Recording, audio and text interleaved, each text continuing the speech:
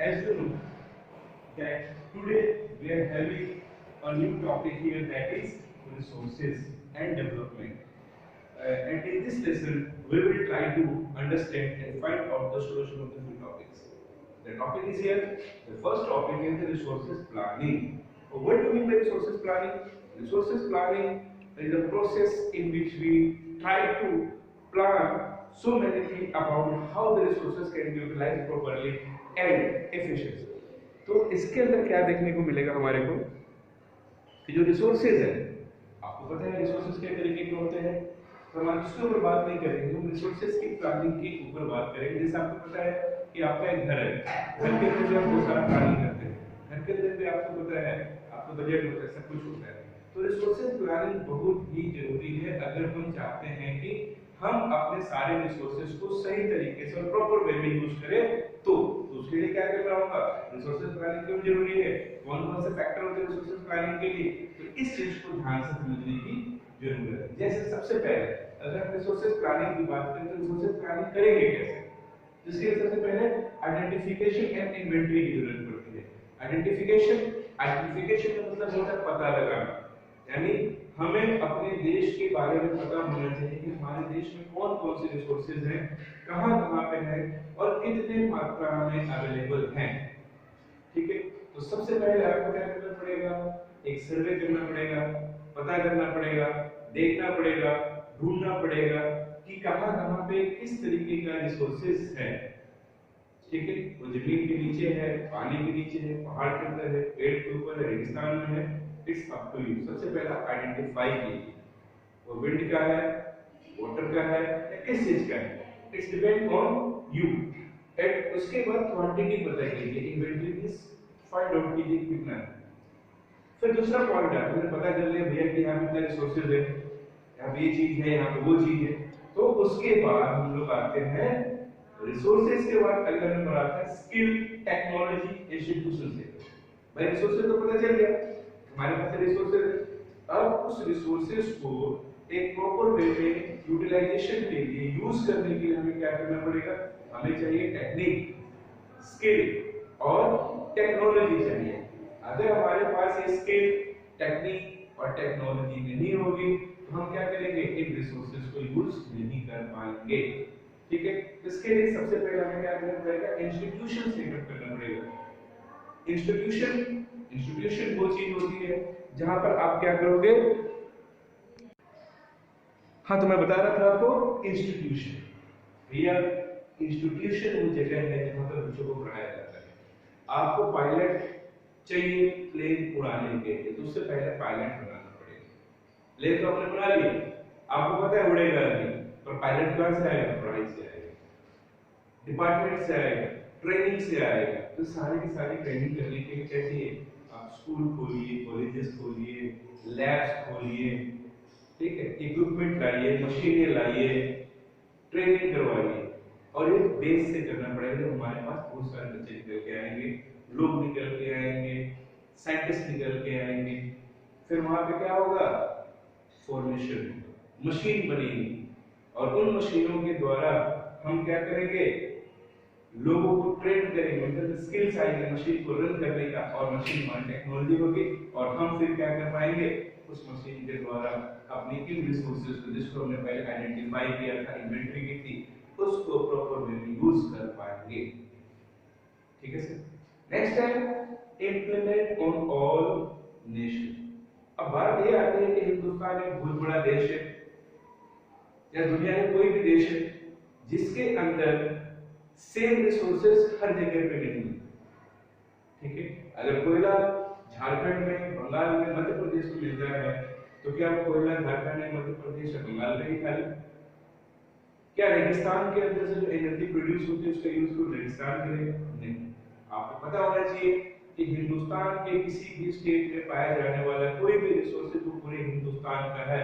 हाँ, भले उस जगह पे रहने वालों का हक उसमें थोड़ा अधिक हो सकता है, पर इंडिया का हक, भारत में रहने वाले हर एक व्यक्ति का उस पर उतना ही हक है जितना उस राज्य में रहने वाले व्यक्ति का।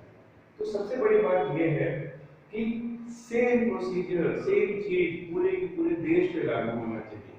कोई ये ना कहे कि हम नहीं देंगे, हम नहीं करेंगे, हम नहीं करेंगे। तो सेम सिस्टम एक बना के, एक फॉर्मेशन बना के पूरी इंडिया पे अगर लागू किया जाएगा तो हमारे पास क्या होगा, हमारे पास एक बेहतर रिसोर्सेज प्लानिंग होगी, and through that resources planning we can achieve our goal very easy. ठीक है, क्या नहीं है हमारे पास, सोचो, पानी हमारे पास, हवा हमारे पास, समुद्र हमारे पास, रेगिस्तान हमारे पास, जंगल हमारे पास, मैन पावर हमारे पास, फिर भी 70% चीजें हम लोग बाहर से लाते हैं। आयरन ओर हमारे पास होता है, लोहा हम बाहर से खरीदते हैं। ठीक है, खपत में दूसरे नंबर पे है, प्रोडक्शन में 10वें नंबर पर भी नहीं है। क्यों नहीं है? क्यों? क्योंकि हमारे देश में कमी है किसकी?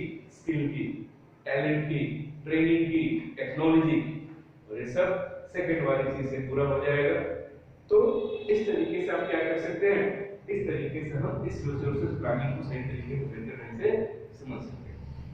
अगला टॉपिक है एसेंशियल रिसोर्सेज प्लानिंग। जब भी आप रिसोर्सेज प्लानिंग करें तो आपको कुछ चीजों का ध्यान रखना पड़ेगा। वो चीज क्या होगी? वो चीज होगी आपका सोशियो इकोनॉमिक प्रॉब्लम।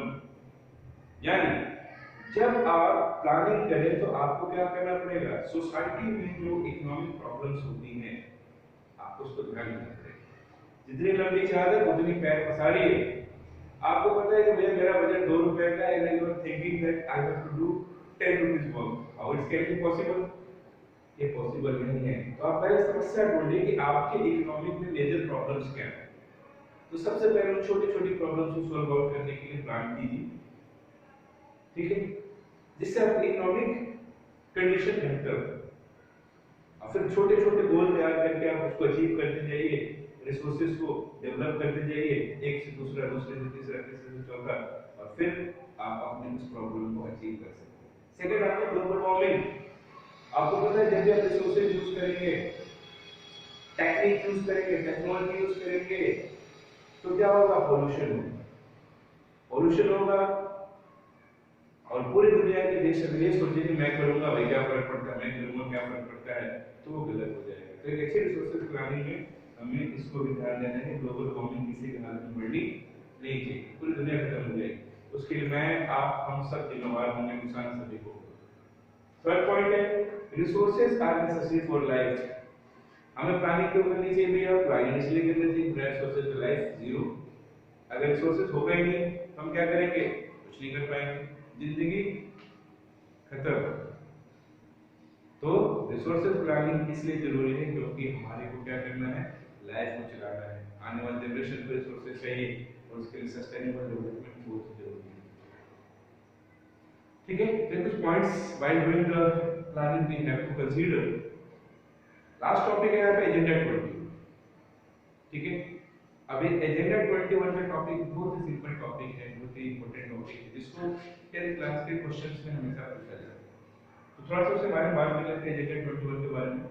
तो एजेंडा 21 जो था एक रिव्यू कॉन्फ्रेंस हुआ था 1992 में ब्राजील में, जिसमें दुनिया के लगभग 192 देश से ज्यादा लोग, कंट्रीज के रिप्रेजेंटेटिव ने पास उसमें हिस्सा लिया था, पार्टिसिपेट किया था।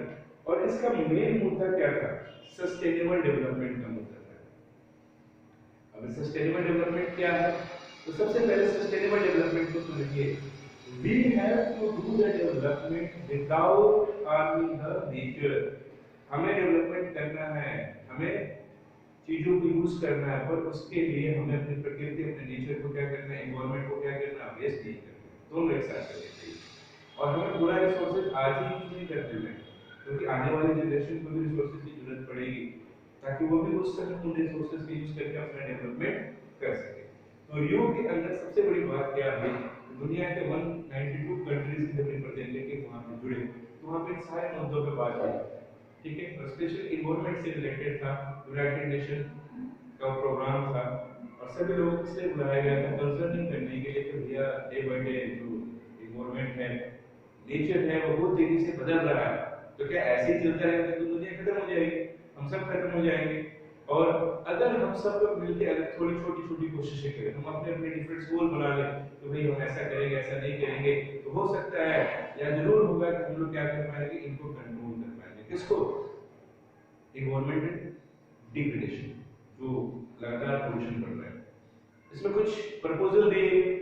सबसे बड़ा प्रपोजल ये था कि दुनिया के सभी देश अपने स्मॉल गोल तैयार करें जो उनके देश के लिए, ठीक है, कि भाई मेरा कंट्री है, मैं ऐसा नहीं करने दूंगा। और फिर कंट्री क्या करे, कंट्री स्टेट लेवल पे प्रोग्राम करते, स्टेट को रिस्पॉन्सिबिलिटी दे, स्टेट्स क्या करे, डिस्ट्रिक्ट लेवल पे प्रोग्राम करते और डिस्ट्रिक्ट विलेज लेवल पे करते। यानी एक 4 लेयर का प्रोग्राम बना दिया गया कि विश्व, वर्ल्ड, कंट्रीज, देश, देश, स्टेट, राज्य, राज्य, जिला, डिस्ट्रिक्ट, उसके बाद विलेज।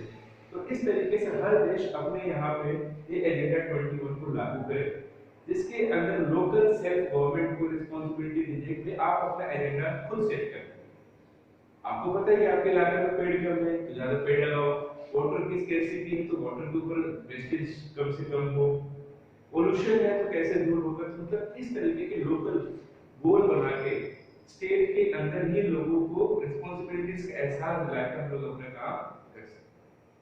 ठीक है, एजेंडा 21 जिसको बहुत सारे लोगों ने फॉलो किया, आज भी लोग इसके पार्ट में फॉलो कर रहे हैं, बहुत बेहतर है, आपको सोचना चाहिए। और सबसे बड़ी बात बेटा, एनवायरमेंट जो है ना, बिना इसके तो हमारी जिंदगी ही नहीं।